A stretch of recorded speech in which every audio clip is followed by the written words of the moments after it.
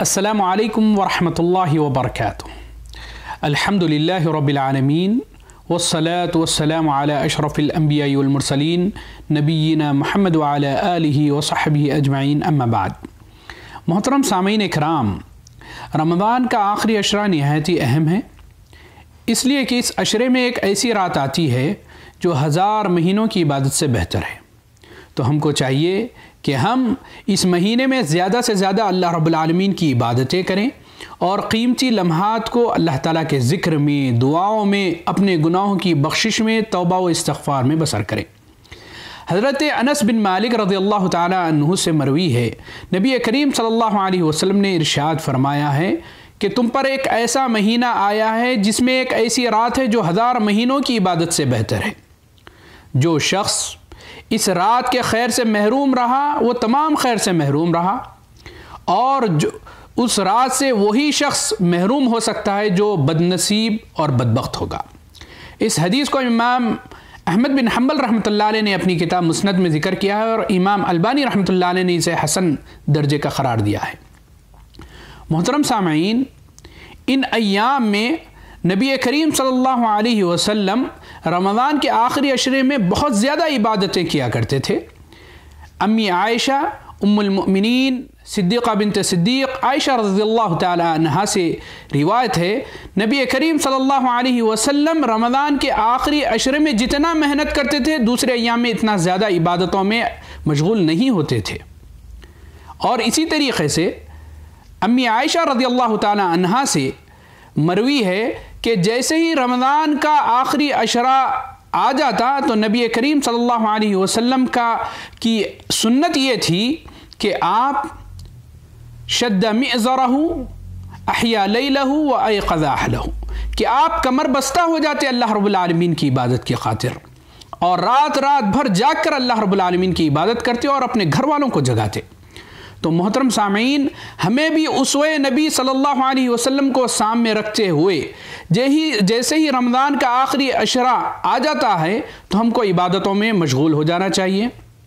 اور رات بھر جاگ کر عبادتیں کرنا چاہیے، اور رات کا آخری حصہ دعا کے لیے خاص رکھنا چاہیے، اور اپنے گھر والوں کو، اپنے بیوی بچوں کو، اپنے بھائی بہنوں کو، رشتہ داروں کو جگائیں تاکہ وہ اپنے ان قیمتی لمحات کو عبادتوں میں بسر کر سکے۔ رمضان کے آخری عشرے میں کثرت عبادت کا افضل طریقہ یہ ہے کہ ہم اس عشرے میں اعتکاف کریں۔ اعتکاف یعنی دنیاوی کاموں سے منقطع ہو کر اللہ رب العالمین کی عبادتوں کی طرف متوجہ ہو جائیں۔ حضرت عائشہ رضی اللہ تعالی عنہا سے روایت ہے کہ نبی کریم صلی اللہ علیہ وسلم رمضان کے آخری عشرے میں اعتکاف کیا کرتے تھے، یہاں تک کہ آپ کا انتقال ہو گیا۔ آپ کے انتقال کے بعد ازواج مطہرات اعتکاف میں بیٹھتی تھیں۔ یہاں ایک بات ملاحظہ ہو کہ اعتکاف سے مسجد کے لیے خاص ہے۔ اگر کوئی ہماری ماں بہن اگر اعتکاف کرنا چاہتی ہے تو اس کے لیے چاہیے کہ وہ مسجد میں اعتکاف کرے، کیونکہ بعض لوگ کہتے ہیں کہ ہم گھر میں بھی بیٹھ سکتے ہیں، یہ چیز نبی کریم صلی اللہ علیہ وسلم سے ثابت نہیں ہے۔ محترم سامعین اکرام، ان آخری عشرے میں کیے جانے اعمال میں سے ایک یہ ہے کہ ہم ان آخری ایام میں قیام کا زیادہ سے زیادہ اہتمام کریں، یعنی قیام اللیل کا اہتمام کریں۔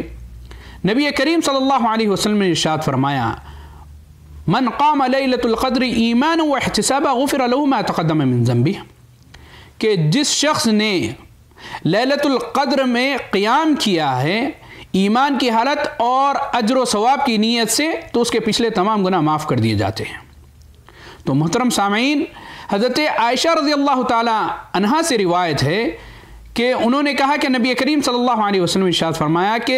لیلۃ القدر کو رمضان کے آخری طاق راتوں میں تلاش کیا کرو، مثلا 21ویں رات،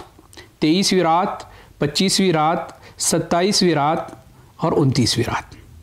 ویسے تو رمضان کا سارا مہینہ ہی فضیلت والا اور برکت والا ہے، اس میں کی جانے والی تمام عبادتیں بڑی اللہ رب العالمین کے نزدیک اجر و منزلت والی ہے، لیکن آخری عشرے کی بڑی فضیلت بیان کی گئی ہے۔ اس میں بھی لیلۃ القدر کو جو تلاش کرنے کی جو راتیں ہیں اس میں نبی کریم صلی اللہ علیہ وسلم نے ہم کو 5 راتیں بتائی ہیں۔ اور اسی طریقے سے امی عائشہ رضی اللہ تعالی عنہا سے روایت ہے کہ انہوں نے نبی کریم صلی اللہ علیہ وسلم سے پوچھا، اے اللہ کے رسول، اگر مجھے معلوم ہو جائے کہ یہی لیلۃ القدر کی رات ہے، یعنی یہی رات لیلۃ القدر ہے، تو میں اللہ رب العالمین سے کیا دعا مانگوں؟ تو نبی کریم صلی اللہ علیہ وسلم نے آپ کو دعا سکھائی، اللہم انک عفو تحب العفو فاعف عنی، اے اللہ تو بخشنے والا ہے اور بخشنے کو پسند کرتا ہے، اللہ تو مجھے بخش دے۔ تو محترم سامعین، جیسے ہی ہم رمضان کے آخری ایام میں داخل ہو جائیں تو ہم دنیاوی مشغولیات سے دور ہو کر اللہ رب العالمین کی کثرت عبادت میں مشغول ہو جائیں۔ اللہ تعالیٰ سے دعا ہے